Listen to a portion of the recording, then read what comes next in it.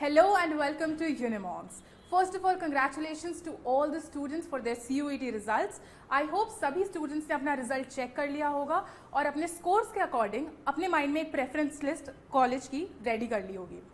इस वीडियो में हम स्पेसिफिकली बात करेंगे courses related to journalism and mass communication, जो बच्चे आगे जाके जैसे कि न्यूज़ एंकरिंग में, पीआर मैनेजिंग में, एडवर्टाइजिंग में और इसी से रिलेटेड काफ़ी सारी चीज़ों में इंटरेस्ट रखते हैं और इसी फील्ड में आगे अपना करियर बनाना चाहते हैं, तो उनके लिए जर्नलिज्म और मास कम्युनिकेशन के कौन कौन से कोर्सेज DU प्रोवाइड करता है उसके बारे में हम इस वीडियो में बात करेंगे.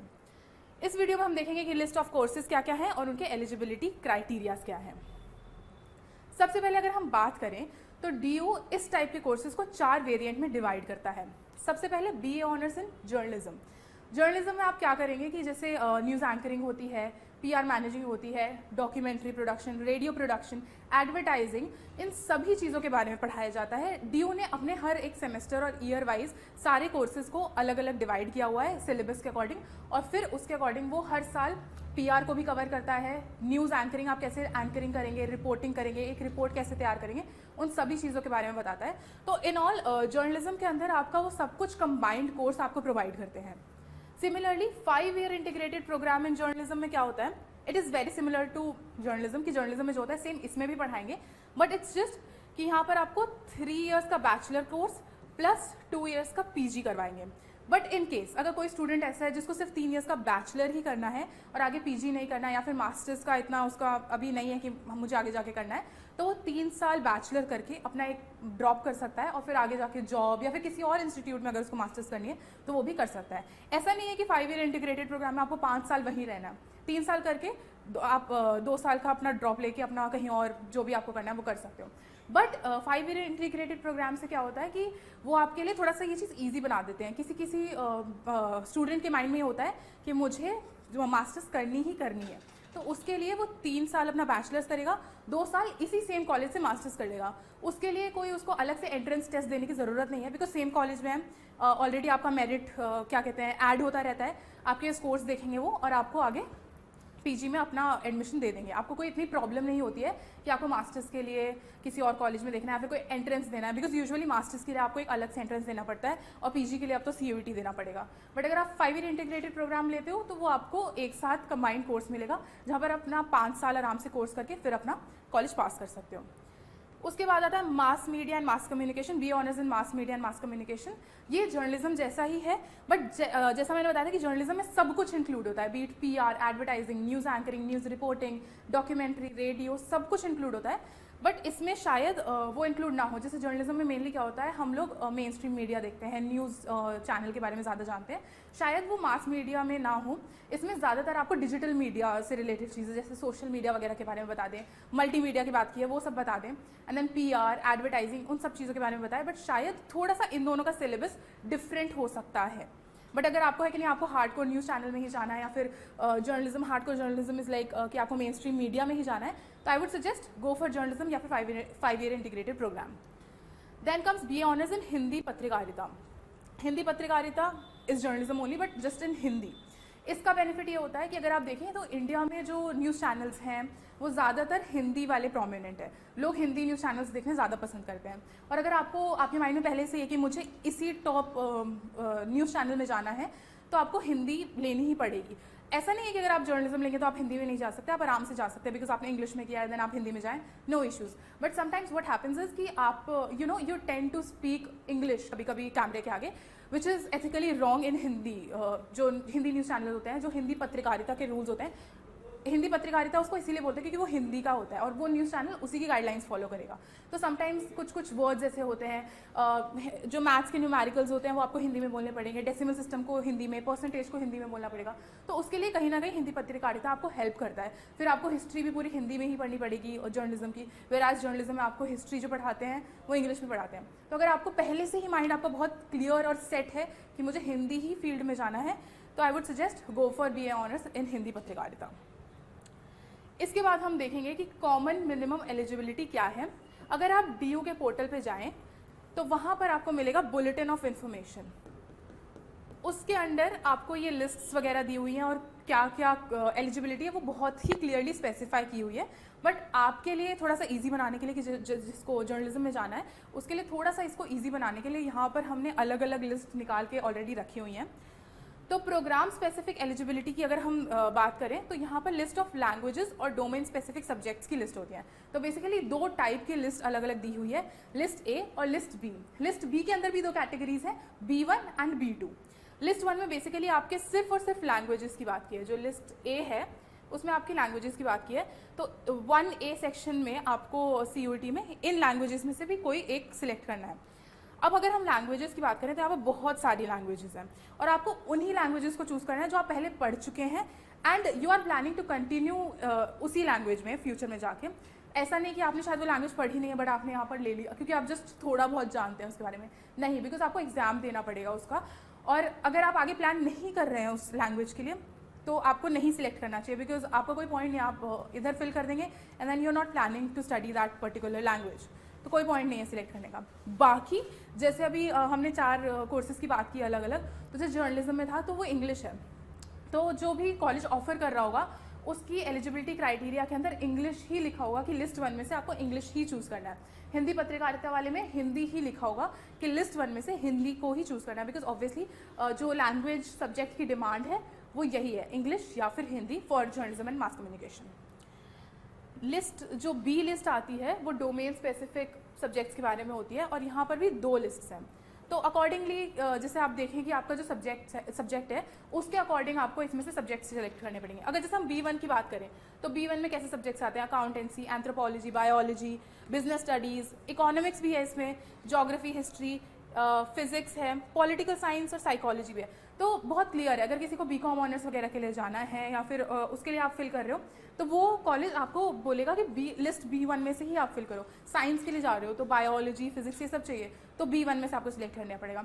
कुछ ह्यूमैनिटीज़ के सब्जेक्ट्स लाइक साइकोलॉजी और पॉलिटिकल साइंस है, संस्कृत है, सोशियोलॉजी है, तो उसके लिए भी आपको B1 लिस्ट को ही सिलेक्ट करना पड़ेगा। वेराज B2 में कुछ agriculture, engineering, graphics, mass media, mass communication, performing art, fine arts, ऐसे सब्जेक्ट्स हैं। तो अगर आप देखें लिस्ट B1 और B2 में B1 लाइक जो सब्जेक्ट्स आपने काफ़ी बार पहले भी सुने हुए होंगे, कोई ऐसा अलग सा कुछ कोर्स नहीं है कि बहुत डिफरेंट है, पहली बार नाम सुना है। B2 में कुछ ऐसे कोर्सेज हैं जो थोड़े आपके डिफरेंट कोर्सेज हैं, आपने कभी सुने हो कभी ना सुने हो, काफ़ी प्रोग्राम स्पेसिफाइड कोर्सेज आपको B2 लिस्ट में मिल जाते हैं।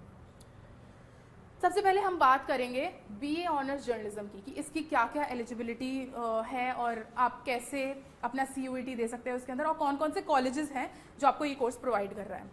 सबसे पहली चीज़, आप इसमें 2 कॉम्बिनेशन बना सकते हो जब आप अप्लाई करोगे। इसके लिए 2 कॉम्बिनेशन हैं यहाँ पर। फर्स्ट कॉम्बिनेशन में English from list A, English mandatory है आपको लिस्ट A में से सिलेक्ट करना। कोई भी 2 सब्जेक्ट लिस्ट B1 में से, कोई भी 2 सब्जेक्ट आपको लिस्ट B1 में से सिलेक्ट करने पड़ेंगे। Any 1 subject from either list B1 और B2, चाहे B1 में से चाहे B2 में से आपको सिलेक्ट करना है। तो यहाँ पर आपका जो कॉम्बिनेशन बनेगा वो 3 डिफरेंट चीज़ों का बनेगा। एक लिस्ट 1 में से English, that is mandatory, list B1 में से कोई भी 2 सब्जेक्ट्स और इसमें एक सब्जेक्ट चाहे B1 से या फिर B2 से। तो आई वुड सजेस्ट कि अगर आप इसमें से सब्जेक्ट सिलेक्ट कर रहे हैं और आपको थोड़ी सी नॉलेज है, बिकॉज अगर आप जर्नलिज्म में जाना चाहते हैं तो आपने कहीं ना कहीं रिसर्च की होगी, पढ़ा होगा, तभी पता चला होगा। तो अगर आप जानते हैं तो थर्ड वाले के लिए आई वुड सजेस्ट कि आप B2 में से मास कम्युनिकेशन वाला सिलेक्ट करें ऑप्शन, अगर आपको नॉलेज है जर्नलिज्म और मास कम्युनिकेशन की। बाकी B1 में से आप कोई भी सब्जेक्ट सिलेक्ट कर सकते हैं जो आपके 12th में रहा होगा, that would be easier for you to appear in CUET। कोई ऐसा सब्जेक्ट मत सिलेक्ट करिए जो आपको नहीं आता but you know out of curiosity you just selected it, ऐसा मत करिएगा। आराम से देख के अपना लिस्ट वैसे सिलेक्ट करिए जो सब्जेक्ट्स आपको आते होंगे already. Talking about combination 2, again English from list A, list A में से इंग्लिश मैंडेटरी है आपकी। Section 3 of CUET general test, तो आप जनरल टेस्ट प्लस इंग्लिश का जो कॉम्बिनेशन है उसके अकॉर्डिंग जो आपके स्कोर होंगे CUET के जनरल टेस्ट के, वो और इंग्लिश सब्जेक्ट आपका सिलेक्टेड होगा, उस कॉम्बिनेशन के थ्रू आप जर्नलिज्म ले सकते हैं। अब कॉलेजेस की बात करें, वेरी इंपॉर्टेंट, सबसे पहला आता है भारती कॉलेज, विमेन कॉलेज है, ये काफ़ी अच्छा कॉलेज है। इसमें मतलब ये कॉलेज जाना जाता है कुछ स्पेसिफिक कोर्सेज के लिए, जिसमें से journalism one of the subjects है जो काफ़ी ज़्यादा पॉपुलर है। एंड सिंस ये विमेन कॉलेजेस है तो जो गर्ल्स हैं जो जाना चाहती हैं specifically in girls college and that too in journalism, उनके लिए चांसेस काफ़ी हाई हो जाते हैं इस कॉलेज में जाने के लिए। जैसा कि मैंने पिछली वीडियो में बताया था कि आपके अगर कट ऑफ लो भी है, आपके रॉ स्कोर लो है, बट कट ऑफ के अकॉर्डिंग आपको लग रहा है कि शायद कट ऑफ ज़्यादा हाई जाएगी, पर चांसेस हैं कि कहीं ना कहीं आपका वुमेन कॉलेज में एडमिशन हो जाएगा बिकॉज ऑफ 2 फैक्टर्स। अगेन आपको अगर पहले से माइंडसेट है कि आपको गर्ल्स कॉलेज में ही जाना है एंड देन जर्नलिज्म में ही जाना है, तो कहीं ना कहीं यहाँ पर सिर्फ वैसी वाली पॉपुलेशन आएगी जो काफ़ी ज़्यादा जर्नलिज्म सेंट्रिक होगी और ऊपर से सिर्फ गर्ल्स होंगी, तो आपके चांसेस बढ़ जाते हैं यहाँ पर एडमिशन लेने के। फिर आता है Delhi college of arts and commerce. ये भी जर्नलिज्म के लिए काफ़ी जाना जाता है बिकॉज जर्नलिज्म ही एक ऐसा सब्जेक्ट है जो काफ़ी कम कॉलेजेस में ऑफर किया जाता है। तो जो जितने भी कॉलेजेस हैं उनका जो जर्नलिज्म होता है उसमें अपर हैंड होता है, हर कॉलेज में उनका जर्नलिज्म कोर्स काफ़ी ज़्यादा प्रोमिनेंट और फेमस होता है। तो Delhi college of arts and commerce में भी आपका एडमिशन होना इज़ लाइक ईजी, आराम से हो जाएगा। अगर आपने अच्छा स्कोर किया है तो बहुत अच्छी बात है, आपको कुछ ज़्यादा मेहनत करने की ज़रूरत नहीं है, आराम से हो जाता है। बट इन केस अगर आपको लगता है कि आपके स्कोर्स उतने अच्छे नहीं हैं, बट तब भी आप अपनी प्रेफरेंस लिस्ट में कहीं ना कहीं इस कॉलेज को ज़रूर रखिएगा बिकॉज यू नेवर नो कि कब स्पेशल सीट एलोकेशन वाले उसमें आपका एडमिशन हो जाए, तो प्रेफरेंस लिस्ट में ज़रूर रखिएगा इन सारे कॉलेजेस को। इंस्टीट्यूट ऑफ होम इकोनॉमिक्स, इसमें भी काफ़ी ज़्यादा लोग चाहते हैं कि एडमिशन हो जाए एंड स्पेसिफिकली इन जर्नलिज्म, तो आप इसमें भी अपना एडमिशन ले सकते हैं। कालिंदी कॉलेज ऑफ वुमेन, उसमें अगेन जो मैंने वुमेन वाली चीज़ इसमें बताई थी वो सेम इसमें भी अप्लाई होती है कि आप आराम से, अगर आपके स्कोर कम भी हैं तो चांसेस है कि आप इसमें अपना एडमिशन ले सकते हैं। कमला नेहरू कॉलेज विमेन कॉलेज है again. Lady Shri Ram college for women, again मतलब जर्नलिज्म के लिए विमेन कॉलेजेस ज़्यादा आप देखने को मिलेंगे, आपको ज़्यादा कॉलेजेस, और आपका एडमिशन हो सकता है। And then comes Maharaja Agrasen college. तो देखें तो इनमें चांसेस कैसे बढ़ जाते हैं आपके एडमिशन होने के। एक तो विमेन वाला फैक्टर बताया, और कुछ कॉलेजेस ऐसे हैं जैसे महाराजा अग्रसेन कॉलेज है, वो ऑफ कैंपस में है, तो कट ऑफ लो, जो उसकी कट ऑफ होती है वो जाती तो हाई है, बट सिंस काफ़ी बच्चे वहाँ एडमिशन नहीं ले पाते तो उनकी कट ऑफ धीरे धीरे वो रिड्यूस कर देते हैं क्योंकि सीट्स खाली होती है काफ़ी सारी। तो आराम से जिन बच्चों का स्कोर थोड़ा कम भी होता है वो अपना एडमिशन ले लेते हैं। एंड महाराजा अग्रसेन का जो टॉप कोर्स है जो उस कॉलेज का ऑफर होता है वो जर्नलिज्म ही है। जर्नलिज्म के लिए ही वो कॉलेज जाना जाता है in spite of located in that off campus zone. तो ये सारे कॉलेजेस हैं आपके BA ऑनर्स जर्नलिज्म के लिए। अब आता है 5 year integrated program in journalism. इसके लिए एलिजिबिलिटी क्राइटेरिया देख लेते हैं। इसमें भी आपको 2 कॉम्बिनेशंस अपने देखने पड़ेंगे। English mandatory from list 1, combination 1 के लिए लिस्ट A से इंग्लिश मैंडेटरी है, and section 3 of CUET general test जो सेम कॉम्बिनेशन 2 में था आपका BA ऑनर्स इन जर्नलिज्म के लिए, वो इसमें कॉम्बिनेशन 1 है। कॉम्बिनेशन 2 में यहाँ पर आप हिंदी ले सकते हैं from list A and then section 3 of CUET general test again. तो इसमें आप इंग्लिश या हिंदी, अगर आप कॉम्बिनेशन 1 बना रहे हैं तो इंग्लिश आपकी मैंडेटरी है, और अगर आप कॉम्बिनेशन 2 के लिए जाते हैं तो आपकी हिंदी लैंग्वेज इसमें मैंडेटरी है। जो 5 year integrated program in journalism है वो सिर्फ एक कॉलेज ऑफर करता है, दिल्ली स्कूल ऑफ जर्नलिज्म, जो कि नॉर्थ कैंपस है दिल्ली यूनिवर्सिटी का, वहाँ पर ये कॉलेज है। ये कॉलेज 2017 में ही इस्टेब्लिश हुआ है, काफ़ी नया कॉलेज खुला है, तो इसका इंफ्रास्ट्रक्चर वगैरह काफ़ी डेवलप्ड है कंपेयर टू अदर कॉलेजेस। और 5 ईयर इंटीग्रेटेड प्रोग्राम सिर्फ इस कॉलेज में ही ऑफर होता है। तो अगर आपको है कि नहीं मुझे 5 ईयर प्रोग्राम कंटिन्यू करना है, 5 ईयर पूरा हमें जर्नलिज्म में अपना देना ही देना है, तो I would suggest go for this college, Delhi school of journalism. Then multimedia and mass communication की बात करें तो इसमें जो है कॉम्बिनेशन वो सिर्फ एक ही है, इसमें 2 कॉम्बिनेशन नहीं बनाने, उसमें आपको सिर्फ एक कॉम्बिनेशन बनाना है जिसमें है any 1 language from list A। इसमें कोई भी आपका ऐसा स्पेसिफाई नहीं कि इंग्लिश या हिंदी ही मैंडेटरी है। फॉर मास मीडिया और मास कम्युनिकेशन आपको लिस्ट A से कोई भी एनी 1 लैंग्वेज आप सिलेक्ट कर सकते हो अपने कॉम्बिनेशन के लिए। फिर any 1 subject from either list B1 और B2 plus section 3 of CUET। तो इसमें आपको एक सब्जेक्ट लिस्ट A से लेना है, एक सब्जेक्ट लिस्ट B से लेना है, चाहे B1 या B2 से, और उसके बाद section 3 of CUET which is general test, उसमें अपीयर होना पड़ेगा। तो मास मल्टीमीडिया और मास कम्युनिकेशन के लिए आपको सिर्फ एक ही ऑप्शन मिलता है कॉम्बिनेशन का, और उसी के थ्रू आपका एडमिशन हो सकता है। और अगेन ये वाला कोर्स भी सिर्फ एक ही कॉलेज में अवेलेबल है, that is Indraprastha college of women, IP college जो है वुमेन का, उसमें ही अवेलेबल है। अगेन इसमें आपके चांसेस थोड़े से बढ़ जाते हैं एडमिशन के लिए कि अगर आप जैसे कोई भी सब्जेक्ट लेते हो लिस्ट 1 में से, तो ज़रूरी नहीं है कि इंग्लिश हिंदी, क्या पता कोई और सब्जेक्ट आपका ऐसे लैंग्वेज हो जिसमें आपका थोड़ा अपर हैंड हो, तो आप उसको सिलेक्ट कर सकते हैं। देन B1 B2 में जो सब्जेक्ट आपका 12th में काफ़ी स्ट्रॉन्ग रहा हो आप उसको सिलेक्ट कर लो, and then again general test में आप अपीयर हो जाओगे, तो आपके चांसेस है कि आप अच्छा स्कोर करो।